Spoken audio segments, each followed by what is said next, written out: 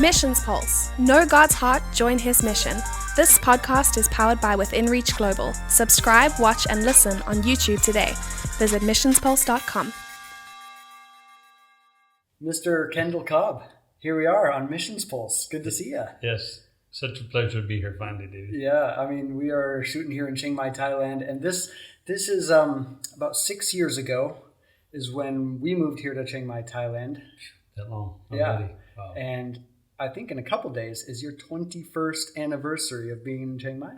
That's correct. Wow, that is First awesome. week of July. First week of July. Yeah. But we actually met in 1995.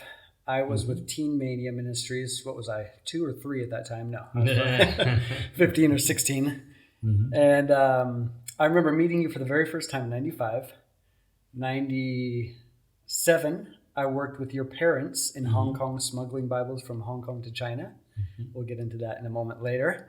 And then you were instrumental. Over the years, we kept in touch. You were instrumental in our move here to Chiang Mai, Thailand. So I'm honored to have you on the show. Yes, and I saw you a couple of times up in Kunming. Yes. And you were recording music. We did some recording in your room. That's a couple right. times. Yeah, I forgot about that. Yep. Those were never released to the public, I hope. Were we recording in Chinese songs, or what were we doing? They were just songs that were on your heart, and we were using digital media that I had brought from Chiang Mai. That's right, from Hong Kong, that I had purchased in Hong Kong. Yeah, it was new, these new round, small miniature CDs. I remember those. Those were pretty cool. They lasted for a while, but didn't really take on. They didn't take on, that's right. That was, early 2000s? It was. 2000, maybe. Mm-hmm. Yeah. Something like that. Yeah. I'm looking forward to picking your brain and hearing your heart. You're MK. What does MK stand for? Well, I've often talked about MK. Normally stands for missionary kid, but because of the many cultures that I've been in, I refer to it as being a messed up kid in a positive way. Oh, so you're messed up in a positive way, though. Everybody's saying they're wrecked for Jesus these days. Have you heard that term? Yeah. That's another good way to say it. Yeah. Sure. That phrase drives me crazy. But MK, messed up kid, huh? Messed up kid. For All right. So I want to kind of give people who don't know you a little introduction to who you are. Mm-hmm. I mean, I know you as the connection man in Chiang Mai, Thailand, throughout Southeast Asia. I know you as the Bible man. ActsCo Printing, ActsCo BookHouse, Christian literature. We'll get into that more in a moment. Mm-hmm. But catch us up with how you first, you were just a kid, a baby, when you first went overseas with your parents, right? The first trip was in 1966. So I'll be telling my age. Okay, so I'm trying to calculate here. 1966. 66, we went to Madagascar. Wow, okay. And we got on a boat in New York Harbor and spent the next 52 days. Are you serious? On a cargo ship called the SS Robin Goodfellow. How old were you? I was 4 years old. Okay. And so then from New York all the way to the Cape of South Africa, Cape Town. Okay. It took us, we didn't see land for 17 days. Wow. And then finally landed in Cape Town. And then we hopscotched around from there up to Joburg, South Africa, other place, up to Mombasa, Tanzania. And then from there we hopped over to the island of Madagascar. And where you and your family stayed for how long after that? We were there the first time for 1 year. Okay. And we landed in Tamatave, Madagascar. Okay. That was a port city. Uh-huh. And then we moved from there to the capital city, which was Tananarive. But now they call it Antananarivo. Okay. Yes. And so then after 1 year, we came back to the U.S. for a year and then returned in 1969 for another 2 years. So total 3 years in Madagascar. 3 years total. Yeah. Madagascar. You have memories of Madagascar? I do. Yeah. I sure do. Yeah, we lived in town. Okay. But we lived in a part of town that was government housing, so it wasn't very nice. And I was the only, other than my 2 older brothers, I was the only white kid in the whole area. Wow. But I grew up, just they're my friends. Yeah. I didn't see color, I didn't see anything. And so I played with them a lot. My older brothers didn't play as much as I did, because I loved to go up into the houses of the people, and they invited me in. I'd play with their kids, and yeah, it's pretty basic looking back now, but it was just part of life. I love how you have these early memories, late 60s. Your parents allow their, at that time, 6-7-year-old kid. Yeah. The second time you went back. Sure. To go out to just go off by themselves. A bunch of strangers in Madagascar. Just no big deal, right? Mm-hmm. No big deal.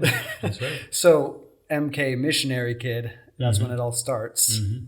Yeah. And those are formative years for you. They were. I imagine. They really formed the foundation and the desire to be on the mission field. Obviously, watching my mother and father do the things that they did, it became natural, became part of DNA, became part of my blood, so to speak. Yeah. It wasn't something that you would think anything different to do. It's just something natural that comes forth. And certainly set the foundation for the rest of my life. Yeah.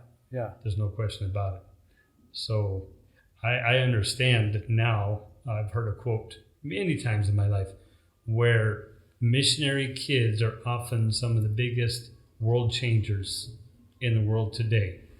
If you talk to many of the top Fortune 500 companies, and you find out how many of them have some possible missionary influence in their life, whether it be their father or their grandfather or something like that. So MK kids, they really do know how to change the world because they have no barriers. They have no racism. There's no, they don't see color. Yes. And so I think that's the way I got raised. I'm very thankful. Awesome. Well, many people would also refer to TCKs, third culture kids. Mm-hmm. A lot of similarities drawn. Missionary kid being obviously that intentional Christian witness in a foreign land, crossing cultures. TCK, third culture kid, is not necessarily missionary, right? They just grow up. But again, they don't see color. They don't see race. They don't see cultural boundaries. It's become so natural and nuanced. Many times when you ask a TCK, a third culture kid, where are you from? And they pause. Yeah. If you ask a kid, where are you from? And they pause, then you know that's they're a third culture kid. Or a missionary kid. Yes. Because they're thinking, well, I'm from Idaho, but I was raised in Madagascar and then Germany and then blah, blah, blah. Yeah, you're a missionary kid if you open up the National Geographic and you see a picture of your friend. Then you know you're a real missionary kid. Okay. Have you ever opened up a National Geographic magazine and seen a friend? Not yet. Okay, all right. But I've opened up National Geographic and I've been to the places that are in those magazines. So from Madagascar, what happens next? Where does because your family has been in 1971, Madagascar went through a major revolution. Okay. The French were running Madagascar at the time.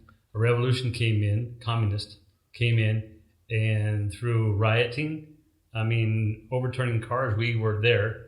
They had turned cars over, burning cars. They burned down City Hall. My father almost got put in the middle of a firing squad in downtown because he was white. They thought he was French. Okay. And so, but by God's grace, he was saved from that. There's a whole story about that. But at that time, my dad had been asking the Lord, what next? And he received a letter from my uncle and asking him to come and minister in West Germany at the time. And so my dad accepted. And so in 71, we moved to West Germany. Okay. Before it became Germany. Wow. Yes. So what was it referred to then at that time? West Germany. West Germany, not Germany. Not Germany. Yes. Correct. Because there was East Germany, divided by the wall between East Germany and West Germany. Yep. So, and then in West Germany, my dad ended up taking over the side chapel at a military base, U.S. military base in Mainz, Germany. In Mainz, Germany. Mainz, West Germany at the time.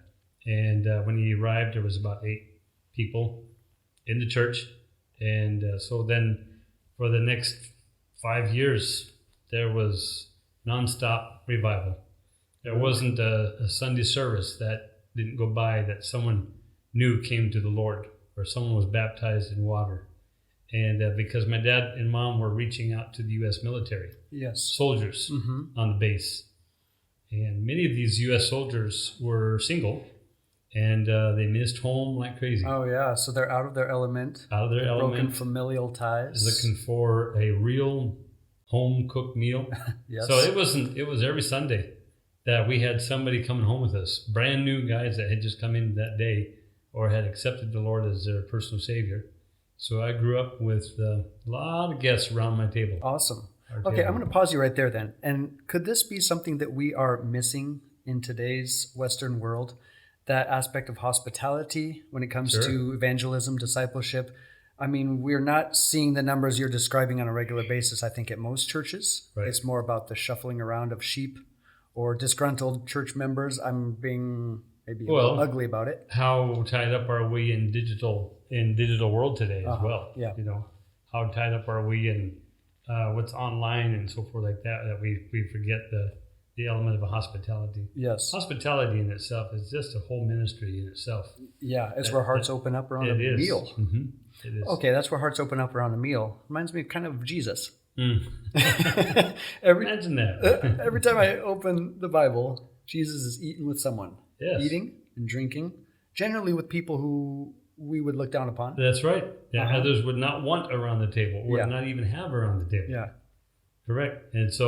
And I remember many of these GIs, they smelled like cigarette smoke. You could smell alcohol in their breath sometimes, you know. But my mom and dad, they didn't care. They just knew, and these soldiers were like, invite me for a home-cooked meal. They didn't have to think twice about that. Exactly, yeah. You know? And they came, they were so blessed, and they received it. They came back to church next Sunday. And as a result of that outreach into Germany, West Germany, I think my dad said anywhere from 65 to 85 churches eventually started up somewhere around the world. Really? From those men that came and gave their hearts to the Lord in that place. So these GIs would stay in touch with you, your dad, yes, maybe? Mm-hmm. Yeah, we're still Facebook friends with many of them. Really? Yeah. And then they would go on to, God would use them in their particular realms of influence? Yeah. Most of our fellowship at that time was what we called salt and pepper. Okay. And so, you know, we had blacks, we had whites, we had Hispanics, you know, and that was beautiful. It was just beautiful because everybody worked together, didn't talk, you know, negative about each other. We all worshiped the Lord together, you know, and I grew up in that environment, you know, again, was so beautiful. And then the building that we had that my dad was able to obtain was an old building, an old castle used by Hitler's SS men during the war. Really?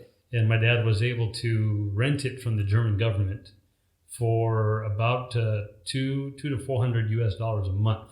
Okay, wait. Is a castle? How big is a castle? Had over 50 rooms in it. What? 50 rooms. It was 6 levels, 6 floors. You guys paid $10 a room? I think my dad said it was $400 a month. Wow. That we paid for the whole thing. And then why was it so cheap? Well, it was just because the building was what we call a historical building. Okay. And so they couldn't really make money on it. I see. So there was stipulations, and at the same time, it had to be restored. So the German government came in and they completely renovated the outside, and they put 2 heater systems on the inside, all for free. We didn't pay a cent, and they paid for everything. And so that became our international Bible school. Mm-hmm. We had the largest Christian bookstore in the city. This was in the city of Wiesbaden. So we were in Mainz, moved over to the city of Wiesbaden, Twin Cities, across the Rhine River. At 2 o'clock, we had the English-speaking service, and then at 10 o'clock, we had the German-speaking service. And so it was just an international mission center. And then we had that for 5 years.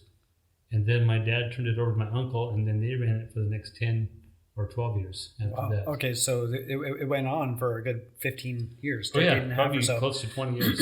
Yeah. So from there, by the time you left Germany, you're how old? 12, 13 now? I officially left Germany. I graduated from high school. I see. Okay. Yeah. So that was we spent a total of 10 years. Okay. In Germany. Mm-hmm. So I was 17 or 18 when I left Germany. Such formative years. Yeah. Growing up you have Madagascar, you have Germany, you have multiple ethnicities and races surrounding you all the time. How did that shape your early mindset? You alluded to it a while ago. I mean, you saw a broad picture of the world, obviously. Well, when you're the preacher's kid, you get treated differently in many ways because you're the pastor's kid, and so, but all of the brothers and the sisters that came into our church, bringing all their different cultures, they like to talk to us, and so we grew up with adults, and so it taught us, first of all, to like people no matter where they come from. That's rare these days. Yeah. Okay. No matter what they look like, no matter what the dress that they wore, no matter what their skin color was, no matter how old they were, everybody was a person that had a story to tell or had something good to learn from. So, it just happened. It wasn't taught you need to do this. You weren't thinking about that. You wouldn't think about it. It was just an automatic thing, and I don't know how much that happens in today's world. Well, generally, we don't automatically cross cultural barriers, geographic, racial, right? We like to be comfortable around people that look and talk and think and smell like us. Yeah. We smell similar, I guess. I like being around you. You smell pretty good. I had to break it up there with that comment. I regret it immediately after I said that. But so 18 years old, your missionary journey, I mean, your family is very unique in that you've been part of a missionary family that has been generational. It is. Sure. I mean, we talk about today, I wrote about it in The Mind of a Missionary attrition. Most people, families, individuals, generally don't make it past a second term of their missionary service, that being... Unfortunately true. 1.5, 2 years, maximum 3 years maybe. Yeah. And whatever cause, there are many, they return home. You're 18 years old. You've grown up on the field. Your parents are still just on the mission field today. I know, and they're in their late 80s. Yeah, 88 and 89. Right here in Chiang Mai, Thailand. Here in Chiang Mai, Thailand, correct. And so from Germany, where do you go after that? Germany, went back to attend Bible college. Okay, in America. In America. Yeah. Yes, and then was in the U.S. for 3 years, and then I went to Hong Kong in China. Okay, I've been there. Yes, and then that's where you and I met. That's right. Yeah. Okay. Yes. So how long? But I moved there in when did I go? I can't remember. Must have been in the 80s, obviously. 1986. 86. So you, September 11th, 1986. Are you serious? Really? Yeah. Okay. Yeah. That was not really a date at that point, no, right? Right. 9/11. Didn't say that, right? No, it wasn't even. Yeah. So that was 86, and then was there until June of 95. Which is the month that I met you. I arrived in June 95. Yes. And I was staying across the what's the river there in Sha Tin, Hong Kong, the Yuen Long River, I think. Yes. Or no, something. I was staying in Ecclesia Bible College. And that was with the Assemblies of God. Yeah, sure. Yeah, that's where we were staying. It was a Teen Mania missions trip team. Okay. And they said we need to go across the street to this Bible delivery house, and we're going to help people move. We walked across, trekked up 2-3 kilometers, I can't recall, to Paitel Village, where you were sitting there with a taxi. I remember carrying your bags down, shaking your hand, and that was our first introduction. And didn't see June you. of 95. Yeah.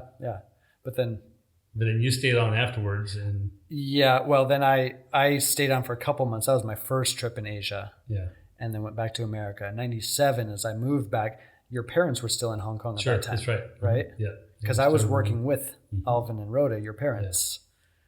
Yeah. And they were instrumental in my life. Your mom was the motherly figure. Very much so. That I needed and missed. And everybody else who passed the Bible Way Ministries needed at that time. Just so homely and such a host. That was her calling. That was how she felt. Yeah. And she loved to hear people's stories. She'd sit and listen for hours about what they were doing and who they were. She was a listener. She was very much a listener. Yeah. Correct. it's a good thing, right? I mean, that's why God gave us 2 ears and 1 mouth, right? That's right. That's listen twice as much as you speak. Right? Yeah, exactly. Would you say you're blessed with that capability?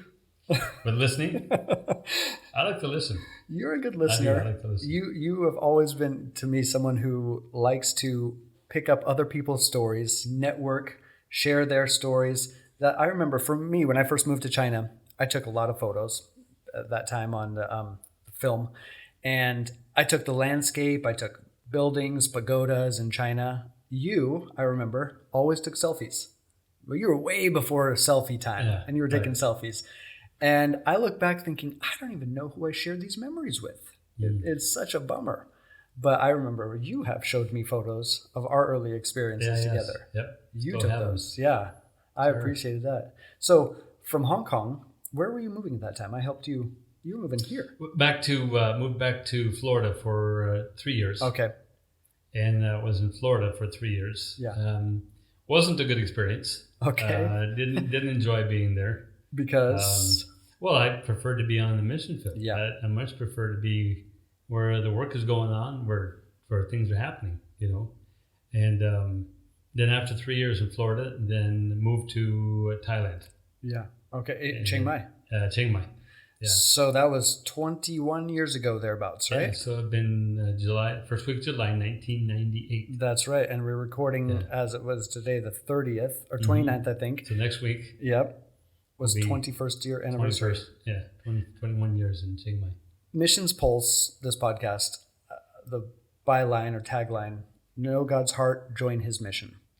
And I think for you saying you went from the mission field growing up as an MK, going back to America, do you think that short-term mission trips has that effect, or in your experience it was different than a short-term trip? But when you sense the heart of God moving, you know his heart for people, for places, for unreached, for Bible-deprived, can you not help but join him on mission? Is that a short-term missions? What is your view on that?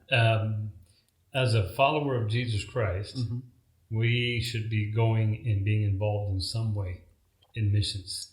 I know a lot of people say some will pray, some will stay and pray, some will go, some will finance, But I honestly feel that everybody should have at least some experience on a mission trip somewhere around the world, just for the exposure.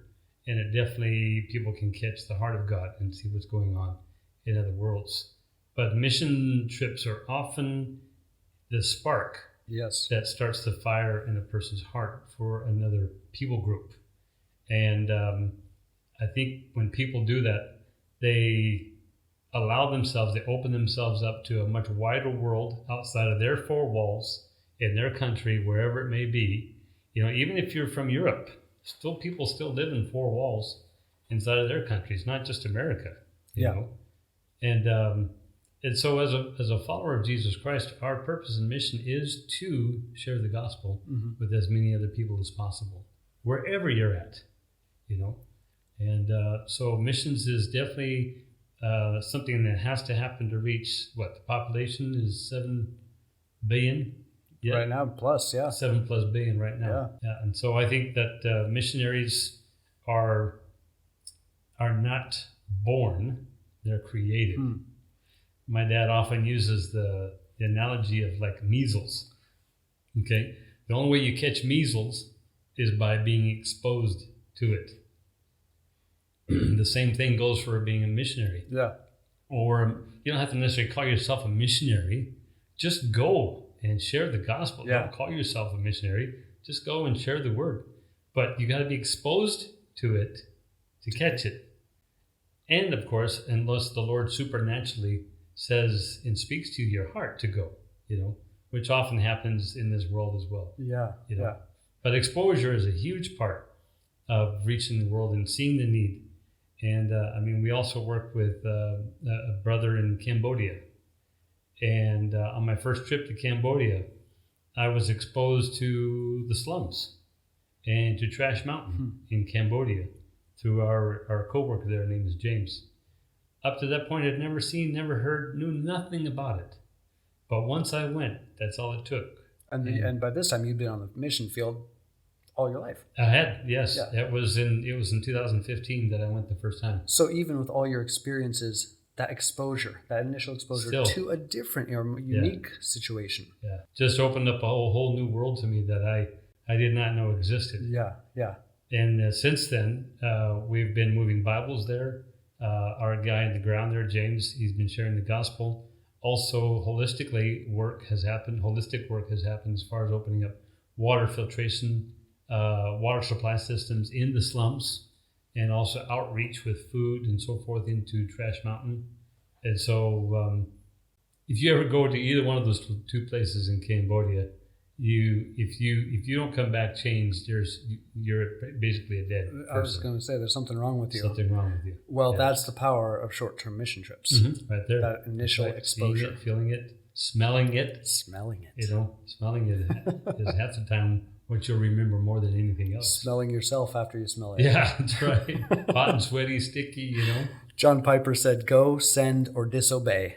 And that's one of his statements that have been popularized, right? You could go, you could send. There are places where people can send. Not everyone's going to be called to go long term. Yeah. We need people to hold the rope. Or the third option really is there's only those three. Go, you send, you hold the ropes for those who are going, or you disobey.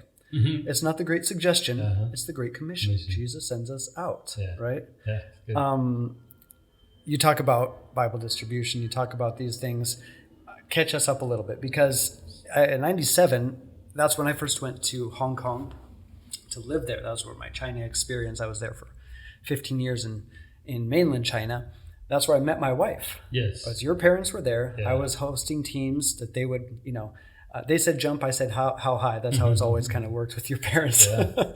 And so we had all these teams coming from New Zealand, Australia, America, Philippines. And there's one particular Filipino team, 11 people, 10 women, 1 man, and 1 girl was wearing a pink plaid dress in slow motion. She arrived in the Hong Kong airport, the old Hong Kong airport at that time. Right. Exactly. Yeah. So not only did God change my heart for missions and open me up, expose me to the needs of the world, He also provided a helpmate for me through your families. I mean, if not for them pioneering and going forth, I was at Teen Mania, and that's how I got the Hong Kong contacts. It was your parents. I remember the story you told me. Yes. Yeah. There's what we call the third shift in mainland China at all printing companies, or many of them, I should say, not all of them. And they print at that time things that they're not normally allowed to print. And the reason the third shift is because it's less people, and the few people that they have on shift, they can control better, and then they can print stuff that's not, quote, legal, and they can get it printed fast enough by the next morning and then also hidden wherever they want to hide it. So that's what we did. We would have them print. So we would take a book to them. It would be a Bible, not necessarily a Bible, but a teaching book. Okay. And we'd ask them if they could print this. And some of the printers, they would just throw the book back at us and say, this is illegal book. We can't print this, don't come back. Yeah. So we'd go to another printer with our Chinese connection that's on the ground. So it's not us talking to them directly. It's our Chinese guy there. And so then another printer would say, hey, this is illegal book. And we'd ask, is this a problem? And they say, oh, no, it just costs more money. And so, but what they would charge for more money would be, maybe a couple fen, or, which was which pennies. Is what you call the pennies. Chinese money. Basically, yeah. Yeah. And so we started printing, and we started bringing them regular jobs. Wow. Every month, and look at you benefiting society by printing contraband material in China. Well, we did it for 15 years. That's amazing. Yeah. And you've seen, by the way, you've seen that YouTube video of Chinese receiving Bibles for the very first time. Yes. I personally have seen that myself. Yes. Not just the video. You're saying that response. Yeah, the response. Yeah. Yes. People running over each other and just, they've never touched a Bible before. And once they receive it, there's this hush that comes over the room. I don't know, I get emotional just thinking about it. They're kissing the Bible and rubbing it and stroking it and saying, thank you, this is what we've always needed. Yeah. That's right. They were, back in those days, This was back 86, 87, 88, 89, 1990, in those days. China just opened up in the China early just opened 80s. up. But even for the next, for a total of 15 years, we were doing that. Yeah. And some of the materials got cut, but I'd say 90% of it got printed and delivered. Okay, 90% of how much? How many Bibles and books did you print? Oh, I'd say we did well over 15 million. 15 million pieces of literature. Not all Bibles, but Christian materials. Mostly materials, some Bibles, Okay. but mostly Christian literature. Wow. Yeah, and just a wide variety of subjects, mostly on family. Okay. Definitely talking about ministry aspects, all the basic Bible foundational truths, that people need to hear. Before we started this podcast, you said, I don't know what I have to offer this conversation. You're always very humble. I think if anyone who's ever worked in China, they have been part of some sort of Bible distribution, Bible work, discipleship, or have just seen what the Chinese Underground Church has become today.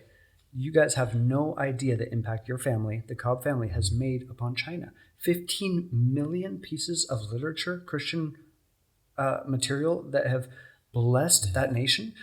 Sure, it's a drop in the bucket as compared to China's overall population, sure. 1.4 billion. Okay, but 15 million is a lot. Well, and back in those days, I don't know what the numbers are now, but back in those days, we calculated about an average of 20 people would read each piece of literature. Okay. Those were the days when they would tear the pages apart of the Bible. That's correct, yes. Just to share the pages of the Bible. Not in a derogative sense. Or of the books as well. Not in a derogative sense, but just so everyone in the church could share. Could have a copy, some part of it, correct. Wow. So anyway, that's just a precursor.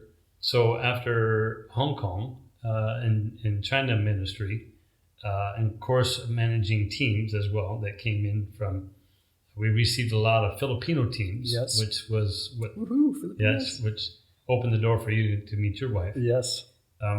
But not only delivering from Hong Kong, but also printing, inside.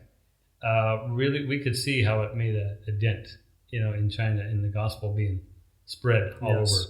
We loved old China. It was beautiful. Back in 86, when I first went in 1986, 87, crossing the Luwu border. Yes. It was nothing at all compared to what it is now. Have you been recently? I haven't been in the past 2 years. Oh, well, that's recently. Yeah. It is nothing like it was. You are correct. I've seen a few pictures. Yes. Yeah, I've seen a few pictures. I wrote a book called The Space Between Memories about that. And, walking through this labyrinthine staircases and, walkways and bridges, walking trying to hide behind people who are customs officials, trying not to get through the scanning or x-ray machine, get caught with Bibles. Right. It was a wild ride, man. And my experience is 9 years after yours first started. Sure. Yeah. But so people carrying in tens of thousands, millions of books, as well as printing inside of China. I really think you are going to be amazed when you see the lives that are transformed in eternity. Yeah. I'm excited to be standing by you. Hopefully there's I don't know how timing works in heaven, but I'm standing in beside you and Jesus says, look, these are the ones who you maybe indirectly you don't realize, but impacted for eternity. I'm so proud of that. Well, the good thing about the printed word is that one person reads it, passes it to the next person, and it speaks the language that I didn't speak at the time.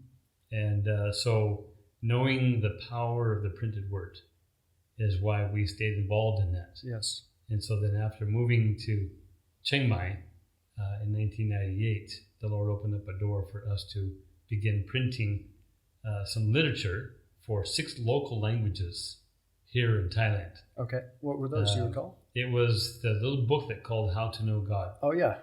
Produced by World Missionary Press out of New Paris, Indiana. And we had been working with them in China. In fact, we had printed several million of their booklets inside China for distribution all over.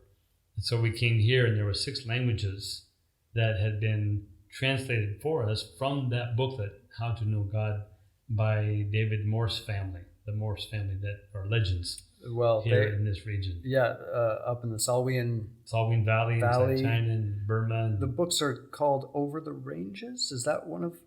I can't recall what the books are called about the Morse family. One of the books is the dogs may bark, but the caravan rolls on. That's right. That's one of them. That's right. And Exodus to a Hidden Valley. That's right. Is I another remember one that they called. So we connected with them. That's the reason why we came to Chiang Mai. Okay. Was through the Morse family. The Morse family started in China. Russell and Gertrude Morse back in 1915 is when they started. And then they had 3 boys and 3 girls. And they've got a tremendous story, but they all ended up moving to Thailand because they got kicked out of Burma or China. China, then to Burma. Yeah. And then they came and they based here, but their story is tremendous. They're direct descendants of Samuel Morse, who was the founder of the Morse code. Wow, really? So I think they're about 3 generations separated from Samuel Morse. Okay. So anyway, we were blessed to connect with them. David Morse and his team helped us to translate How to Know God into 6 different languages.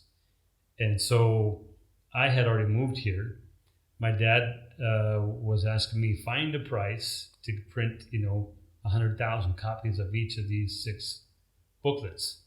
And so we got a price, and it was quite high because the baht rate in US dollar, that rate was about 26, 28 baht to the dollar at that time. No, maybe it was a little bit higher than that. I take that back.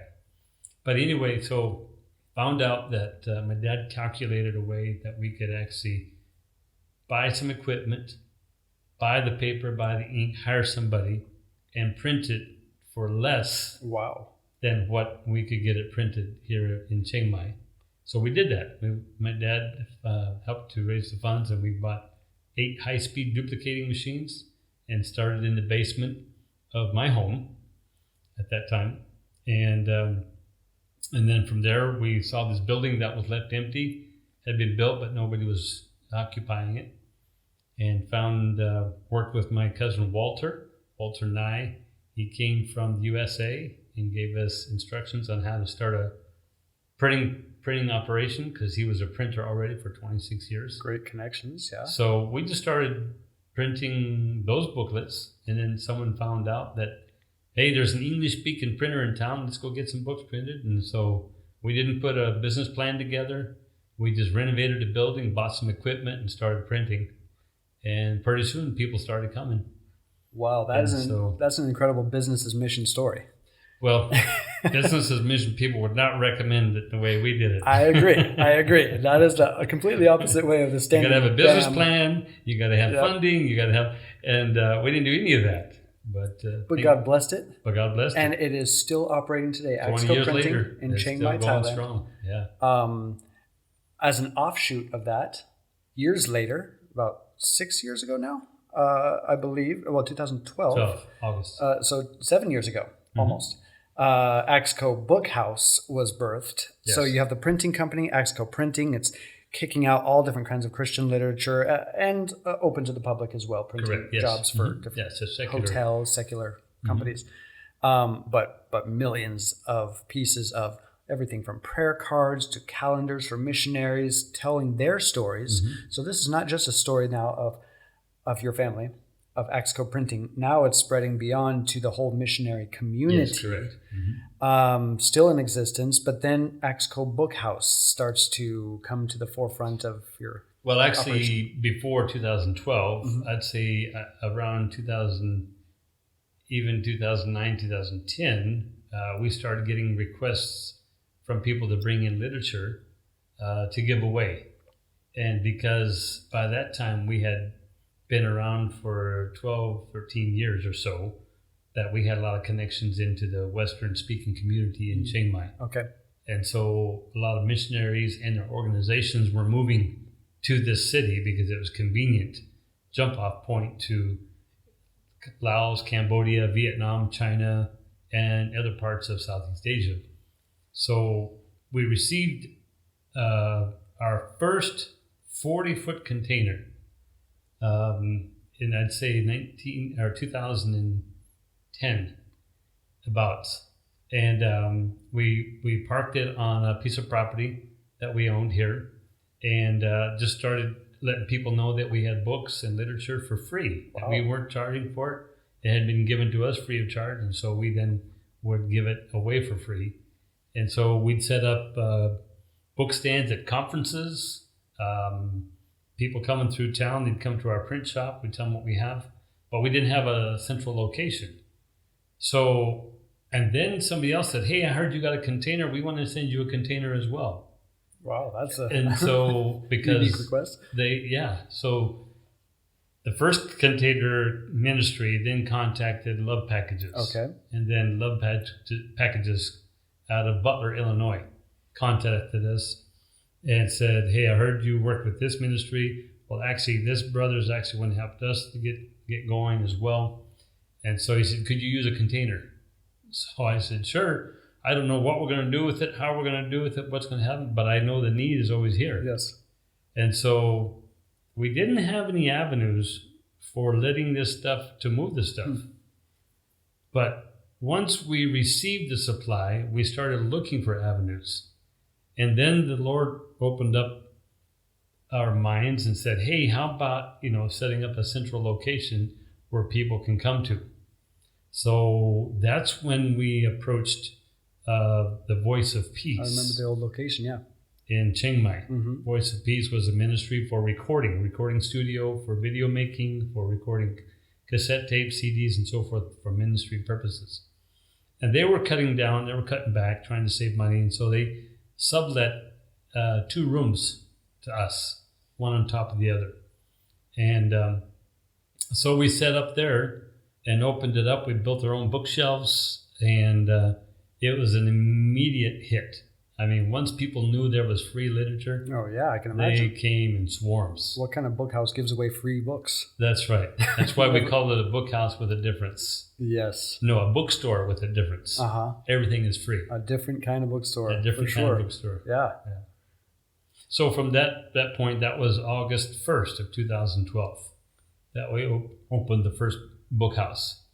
And then we began to realize how important literature, even more so, so then we began receiving container after container from Love Packages. And so over the past 7 years, we have received upwards of 25, 26 containers. Wow. Of literature. How many books, how many tons of books is that? Each off the top of your container head? is going to hold 25 tons. 25 tons. 25 tons Okay. of literature. That's 50,000 pounds, right? No, it wouldn't be that. 28,000 pounds, sorry. Oh, 28,000 pounds. Pounds, sorry. Okay, got it. Yeah. 28,000 pounds, yes. 28,000 pounds pounds. per container. Per container, yes. Okay, well, I was homeschooled, so everybody else could do the math for that. ActsCo.org. That's ActsCo Printing. Yes, ActsCo.org. yes. That's where they could learn about ActsCo Printing. Mm-hmm. ActsCo BookHouse.org. ActsCo BookHouse.org. That's where they could learn about ActsCo BookHouse. Yes. Now, it started with a shop and moved to a different location in Chiang Mai, Thailand, Mm-hmm. and then started blossoming all over Thailand. Well, correct. Once people saw what we had, they said, "Hey, can we open one of these here? Hey, we want to open one here." We had people from Rangoon, Myanmar, wanting us to open one. We got emails from Philippines asking us to come. People from Malaysia are emailing asking us to open up a book house there. But we had been friends with some missionaries here, Terry and Linda Thompson, and they work on the northern Thailand-Burma border, and they felt and saw a big need for literature up there. Well, they have a unique situation up there. I mean, near Tachalek, Yes, where correct. there's this massive relocation of IDPs, internally displaced people, the WA specifically, WA, huge amounts of WA people who are fleeing a certain genocide after the 68th year of the Burma conflict. Could easily be, yeah. 68 or 69th year of the Burma conflict. Civil War. civil war involving 5 different factions of people groups, ethnic groups, Karen, Kachin, Wa, Shan, and I'm missing one. I can't recall off the top of my head. But the Wa are right there in Tachelek across the border. Okay. Huge amounts of people needing literature, and That's right. many of whom have heard the gospel. While they're raising opium. A very strange conundrum, isn't it? The epicenter of methamphetamine production. Yeah. I was once connected with a journalist, Andrew Marshall. He's in Bangkok. He's still in Bangkok today, and he sent me an email, said, I've heard about you. I was living in China at the time. He needed a translator to go across the border from China into Myanmar because he was writing a book called The Trouser People. He wanted a translator in Chinese because they all speak Chinese across the border. So I said, sure. I was 21 or so, spoke Chinese and became his translator, not realizing what I was getting into with the methamphetamine production, distribution, human trafficking. And so we snuck across the border from China into Burma, walked for 3 days in the rain. It was exhausting, but exhilarating. Yeah. And I remember coming through this one valley. It was raining and misty, couldn't see but a couple 100 feet in front of us. Suddenly the shape of a building came. We were in the jungle. Shape of buildings began to form, and then people, and we realized we walked into the finance department of the United Wa State Army. Oh, no kidding. 100 AK-47 toting child soldiers greeted us, got our passports, and we were detained there for some time. Finally got out of that, but that was my initial connection with Wa and the United Wa State Army in Burma. I had gone many times to the former headhunting tribe in China. But because of that methamphetamine distribution and war, all of them, I think it's, last I heard was 200,000 or 300,000 Wa redistributed to Tachelek, close to where the ActsCo BookHouse bookstore is. So that's my little story of the Wa connection. Well, obviously the need is there, because of what's happening in that group of people. So, Terry and Linda realized that there was a need, just like you saw. Yeah. And said, hey, let's open up, they went down and bought some bookshelves at the furniture store, and they had an old building that they had rented from a Thai landlord, and it had wooden floors in it, and looked like they wouldn't even be able to handle bookshelves on it. A little flimsy teak wood or something? But they made sure they put all the bookshelves on the walls so that nothing would be too heavy in the middle. But they filled up 3 rooms. Wow. Small rooms. Okay. But they're moving easily 2,000 to 3,000 books a week out of there. You were just there recently. I was just there and did an interview with them. Yeah. So that was our second one. Yes. That came ActsCo open. BookHouse. ActsCo BookHouse. That was the second one. So Chiang Mai was the first one. And then Mes Sai was the second one. And then we networked with Phil and Debbie Jarmy, who opened up a foundation here in Thailand called Hebron Youth Directions.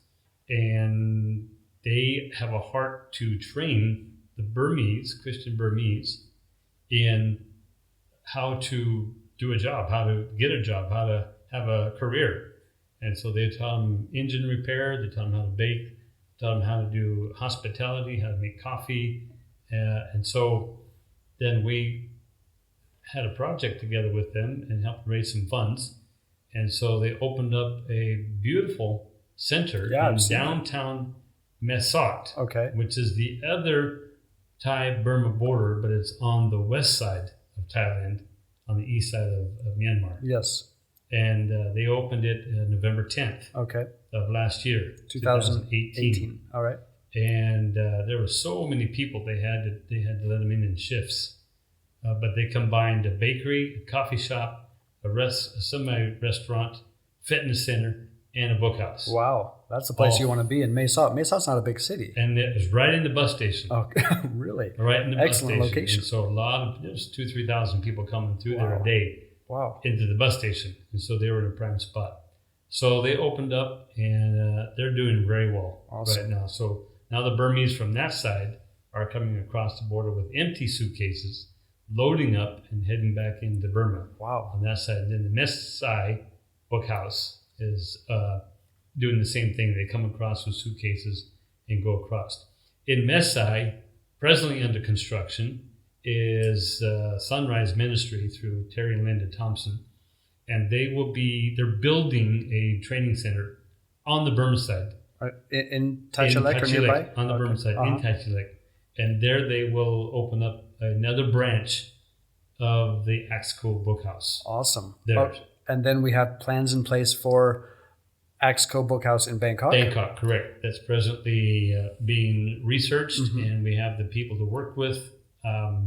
They're contemplating building a new place to house the BookHouse in Bangkok. Okay. Which makes sense because there's a lot of people there that read English. Yeah, and Bangkok's a city of pushing 20 million? 12 to 20. Okay. Could be, I think, on the lower side.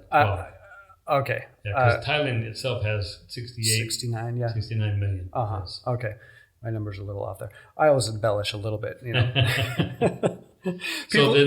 People are probably wondering why, as if I researched all this information. I've known you a long time. I'm actually the social media and marketing manager for ActsCo Printing. You are. That's right. And then the websites I help put together. And so I have to plug them again. ActsCo.org and ActsCoBookHouse.org. That's where you're going to learn about the Mae Sai location, Mae Sot. You won't hear about the Bangkok yet, soon to come, hopefully. Chiang Mai. And then I have to say something pivotal in your life. It's a longer story, and we overlap at some point. But you are a newly married man. Yes. 4.5 months. Amazing. Yes. Amazing. And so let's move into this conversation because I know you've been dying to talk about it the whole time. Well, of course. I mean, when God gives you a gift, you handle it very kindly. You handle it properly, and you talk about it a lot. Definitely. Yes, definitely. When two people are not looking to be married, they're involved in ministry. They're going the direction that they feel the Lord wants them to go. And then all of a sudden they meet, and they find similarities in each other. And obviously the Lord draws their hearts together. And that's clearly what happened with Zanita and I. Yes. And both of us are from missionary families. Both of us have a desire to do kingdom work, but both of us were single, but both of us were not looking for a partner. We both kind of felt that maybe at some time down the road the Lord would open that door, but it wasn't happening. And so on 16th of October of 2017, she had come to a conference in Chiang Mai, all the way from northeast India, the city of Imphal, Manipur state of northeast India. And her family was Muslims before, and they had accepted Jesus Christ as personal Savior. Zanita herself had been citing the Quran and in the mosques having to pray every day, and was quoting Arabic, and then her family, when they accepted Jesus Christ, obviously when Muslims come out of the faith, there's persecution involved, and her family situation was no different. Her parents were both persecuted, and it came to a point finally that even while her family was living in the village with the Muslims, they were consistently trying to reconvert them back to the Muslim faith, and they would not budge. And even her father went to 40 days and 40 nights of being indoctrinated at a school, and the beard growth and everything.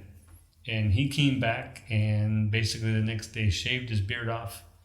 And so when the his three younger brothers saw that, they said, this guy is not going to come back to the Muslim faith. He's going to keep his faith in Jesus. And so then they said the next thing that has to happen is they gave him a choice. So on the 6th of February of 2004, they came, they beat them up, the father and the mother. Okay. Black and blue, bleeding, and basically said you have three choices. And three choices were, you either recant your faith in Christianity, and come back to Muslim faith, you leave this village immediately with nothing, or number 3, we kill you. And so they gave them 3 days to make a choice. Yes. The evening of the second night, they were together in their little room. They'd already been, there's a long story to this, but basically the night of the second night, which would then go in the night before the third day. Correct. They were all huddled together in their small little room. They ate there, they slept there. The Muslim family had put them into this small room where they had lots of room before. And her mother read a scripture that just spoke to their heart. I can't remember the exact reference right now, but they knew the Lord was with them. And so when they got up the next morning, the father left at 5 a.m. to go to his job. Zanita left. Oh, before I say that, Zanita had accepted the Lord Jesus Christ after seeing a miracle of her mother being saved from being poisoned. Okay, wow. Her mother had been poisoned to be killed by the sister-in-laws of her husband's brother. But she obviously survived. She survived, yeah. And they couldn't believe it. I mean, there's a tremendous story behind just that alone. Yeah.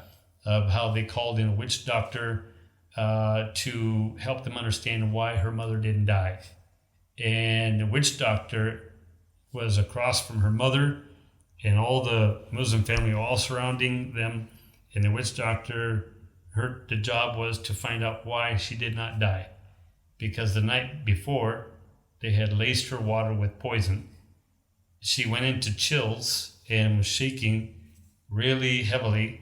And Zanita remembers specifically her mother just saying, "In the name of Jesus, in the name of Jesus." Wow. And Zanita was a Muslim at that point. She was as a young girl, yeah. As a young lady. Yes. And but she remembered her mother saying those words, "In the name of Jesus."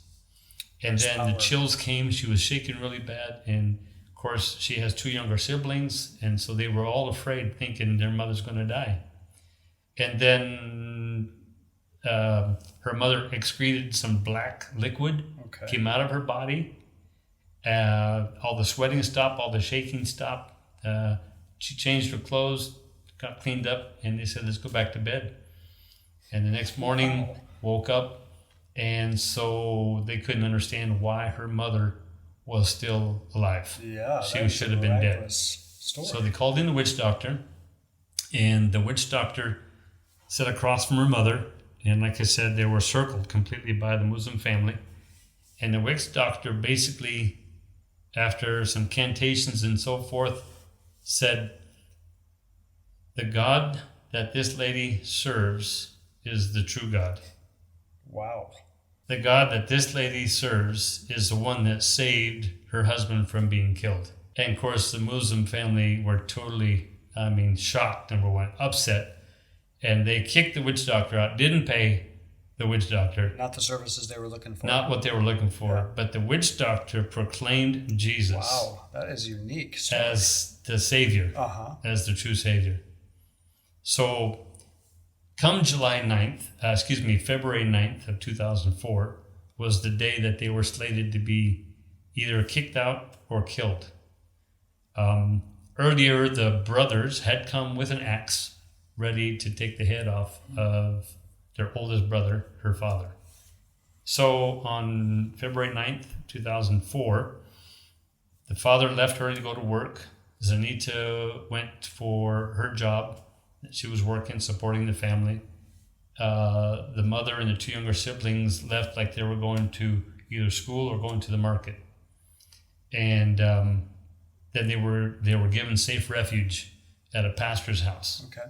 But for the next 2 years, actually for the next 8 or 10 years, their names were out there to be killed. Yeah. There was what they call a fatwa out there for them to be killed. And so, but finally after 2 years, the father said, "I'm tired of being afraid," because he was in hiding. Yeah. He said, "I'm tired of being afraid and in hiding. If they want me, let them come and get me. And but their family is a living testimony. And so in 2008, they started their own ministry called Neighbors Gospel Ministries, reaching Muslims. Wow, that is exceptional. So you're talking about MBBs, Muslim background believers. Correct, yes. Who are now reaching out to Muslims. Correct, yes. These are dangerous territory in many ways. Very. Yes. And there's not many people doing it. Because it's a hard place to be. That it's is a hard very work. correct, yeah. It's hard ground. And those are a lot of times what we talk about when we talk about unreached people groups. And there's a reason they're unreached. They're difficult to reach. Whether it be by roads in some cases, in this case, religion. Yes. But they came through so many struggles. They had no money. They had only the clothes on their back. And for, the Lord but little by little, the Lord brought people into their lives, that kept them going.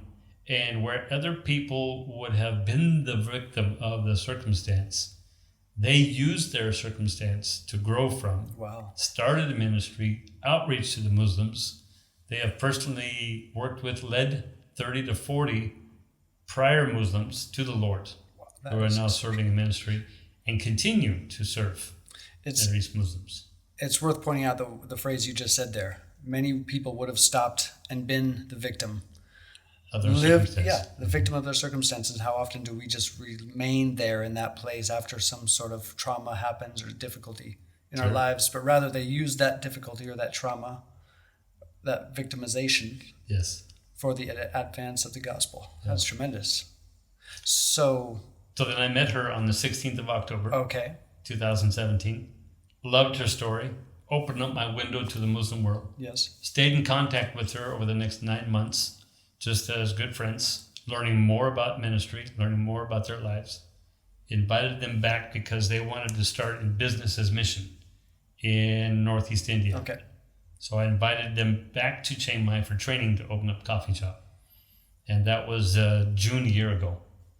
And so then they came for 3 weeks, and her brother, Angel. Yes. And they came and they went through this training with Hebron Youth Directions. Learning how to make coffee, hospitality, how to bake. And so then in the last week that they were here, during the 3 weeks, got to know her well, felt this was a beautiful lady. And then from that, knew that the Lord had brought us together. Yeah, okay. And it's worth noting that the day of your wedding is very important. Some days got shuffled around. It's a long story, but the day of your wedding, can you tell me more about that? Yes. I was actually there in Northeast India. Mm-hmm. I was honored to be part of. Well, as I stated, the 9th of February 2004 was the day that they were supposed to have died. Correct. Okay. That was the day that came, the family, the younger family was coming to kill them. And 15 years later to the day is the day that her and I got married. That is so wonderful. Congratulations. Testimony, yeah. It is. The testimony of God bringing life back to what other people thought should have been death. Yes. Yes. God is taking, your story is so unique. You have such a unique story. What I also love about your story, you remember every single date. Man, good for you, man. All you guys. Important dates, man. You don't forget those. That's moments. True, but there's a lot of guys out there who are like, what is my son's or my wife's anniversary? My wife's anniversary. Yeah. Take Kendall Cobb's advice. Start memorizing those dates. You two, you and Zanita, are living in Northeast India right now. Yes, correct. I had been in India many years previous to that. And under my breath, I said, I'll never come back to India because it was a pretty hard experience. I was in India for 5 weeks, lost 15 pounds. Wow. And it was a mission trip. But so I went to visit her. I flew through Calcutta, went up to her city of Imphal, and just to see where she was at, to meet her parents and so forth. Because from the first moment that I said I loved her, and she immediately responded back to me within the same seconds that she loved me. Yes. That I wanted to go see where she lived. I wanted to see, but from the first moment I said I loved her, I never had any intention of ever taking her out because her ministry is reaching Muslims with the gospel. And that's the kind of ministry you do not want to halt or that's pause. Correct. That's right. So rare. MBBs or Ministry of Muslim background believers ministering to Muslims is what is necessary to finish the task. Amen. That's right. Yeah. So I was, it was definitely an environment I was not used to.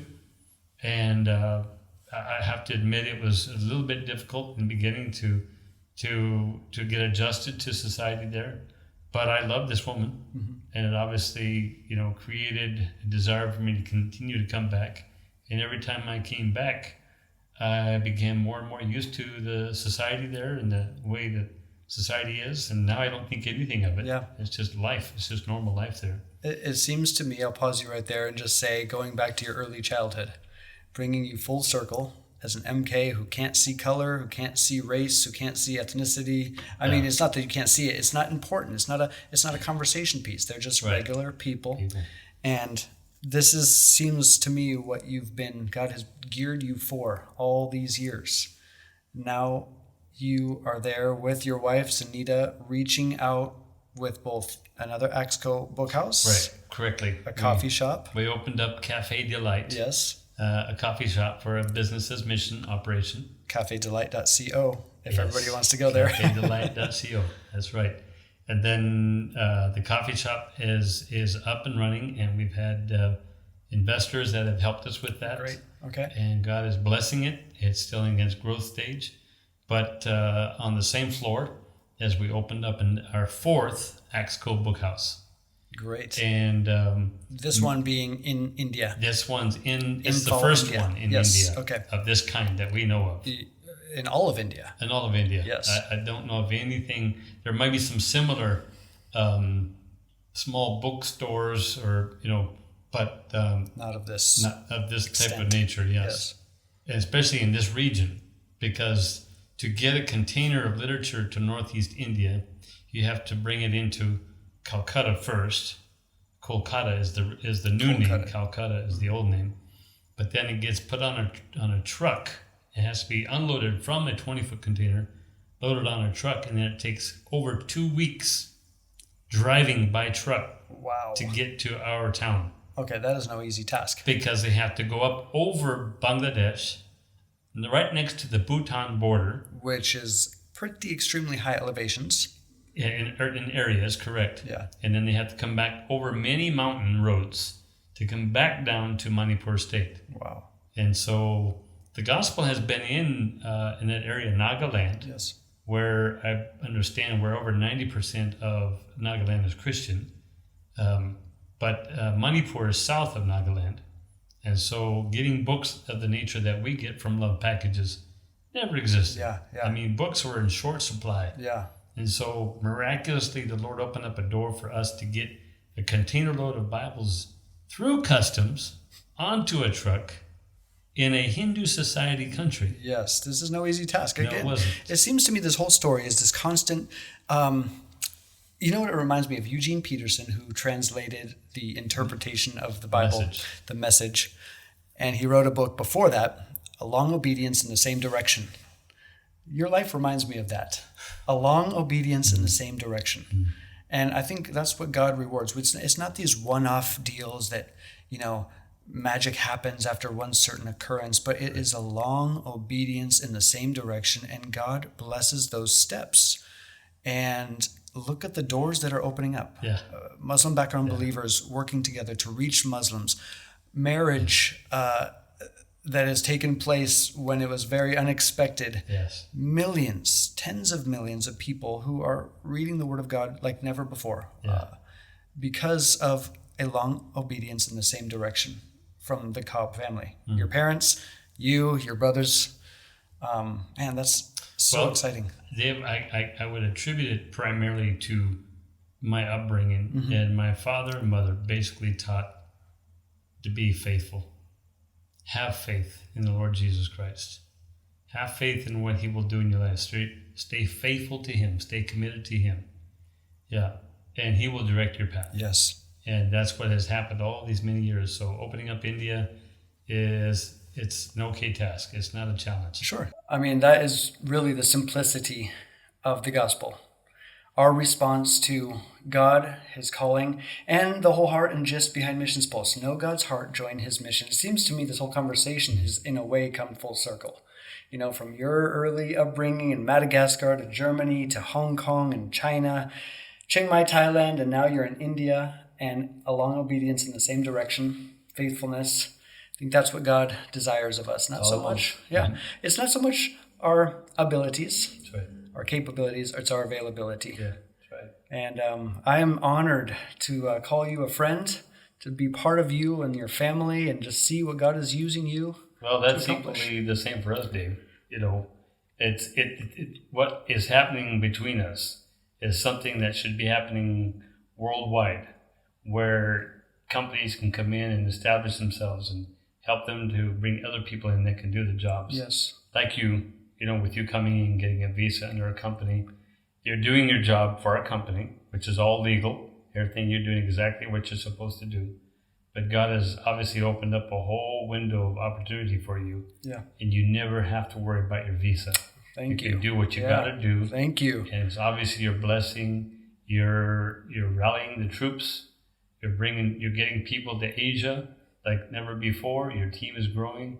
And I'm very proud of you and your family and what you've done. And who knows the effect that we're having on the kingdom. That's right. We won't know until we get to heaven. That's right. But using everything within our means to make kingdom work happen, whether Amen. It's businesses, missions, platforms, or just regular missions, the old-fashioned way, that's my kind of style. That's right. Every aspect works. Yes, I'm an American, but Americans don't have all the answers, but they have funded much gospel work, and they continue to fund it. We're very grateful to the U.S. and to the believers and the followers of Jesus Christ in the USA that help make things happen. On that note, maybe we could end on the final words of the father of modern missions, William Carey, 1793. He heard the call to India. Yes.